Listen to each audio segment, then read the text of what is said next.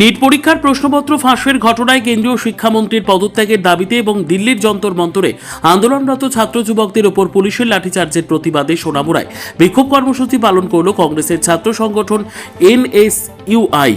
সোনামুড়ার নেতাজি মূর্তির পাদদেশে আয়োজিত এই কর্মসূচিতে ছাত্র সংগঠনের নেতাকর্মীরা কেন্দ্র সরকারের বিরুদ্ধে বিভিন্ন স্লোগান দেন এবং ঘটনার তীব্র নিন্দা জানান। প্রায় 1.5 ঘণ্টাব্যাপী চলা এই বিক্ষোভে অংশগ্রহণকারীরা নিট প্রশ্নপত্র ফাঁসের ঘটনার নিরপেক্ষ তদন্ত, দোষীদের দৃষ্টান্তমূলক শাস্তি এবং কেন্দ্রীয় শিক্ষামন্ত্রীর পদত্যাগের দাবি জানান।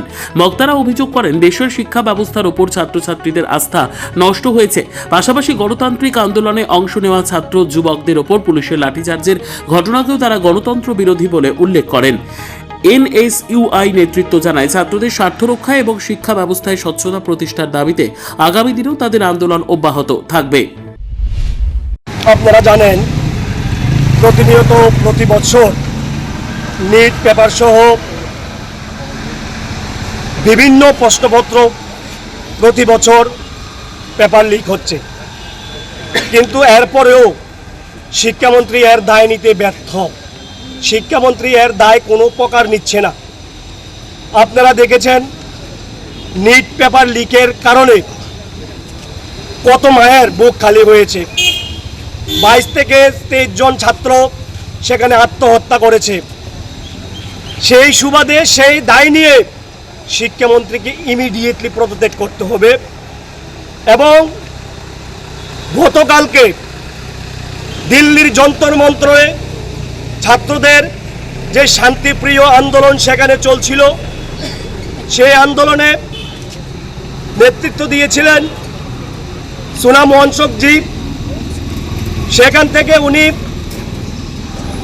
আমরা তৎসময় দেখেছি, যখন ইংরেজরা এই দেশ শাসন করেছিল, তখন সেখানে দিল্লির যন্তর মন্তরে যখন গান্ধীজি সেখানে অমরণ অনশনে বসেছিলেন, সেখানেও ইংরেজরা পর্যন্ত এসে সেখানে আলোচনার মধ্যে বসেছিল।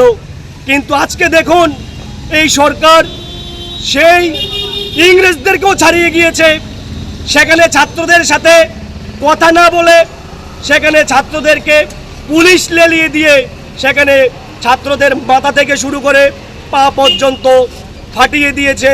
রক্তাক্ত অবস্থায় আমরা সেখানে দেখেছি ছাত্ররা রাস্তার মধ্যে লুটিয়ে পড়ে আছে। সে কারণে আমাদের মনে একটু হলেও নাড়া দিয়েছে। আমরা ঘরে বসে থাকতে পারি নাই, আমরা সেখানে দিল্লিতে যেতে পারি নাই। তার কারণে আজকে আমরা এই দেশের যে ভবিষ্যৎ প্রজন্ম, যে ছাত্ররা ভবিষ্যতে উঠে আসছেন, তাদের পক্ষে হয়ে আমরা আজকে এখানে আন্দোলনে সামিল হতে এসেছি।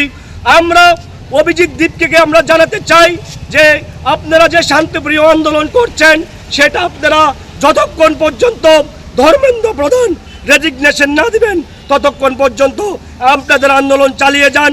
আমরা দিল্লিতে যদি নাও গিয়ে পৌঁছাতে পারি, আমরা প্রতিনিয়ত আমাদের যেই নির্দিষ্ট এরিয়া আছে সেখানে আপনাদের পক্ষ হয়ে, আমরা ছাত্রদের পক্ষ হয়ে আন্দোলন ক্রমাগত চালিয়ে যাব, যতক্ষণ না পর্যন্ত ধর্মেন্দ্র প্রধান বিভিন্ন নেটপত্র লিক পেপার, বিভিন্ন নিট পেপার সহ বিভিন্ন পেপারপত্র লিকের দায় নিয়ে এবং যে 22-23 জন ছাত্র আত্মহত্যা করেছেন এর দায় নিয়ে তাকে পদত্যাগ করতে হবে, না হলে আমাদের এই আন্দোলন ক্রমাগত চলতেই থাকবে। মানে আপনারা কার উদ্যোগে এখানে করছেন? এখানে সিজিপির সমর্থন না তাদের সিজিপির সদস্য না অন্যান্য কোনো? আমরা কোনো এখানে রাজনৈতিক কোনো বিষয় নয়, সিজিপির কোনো বিষয় নয়।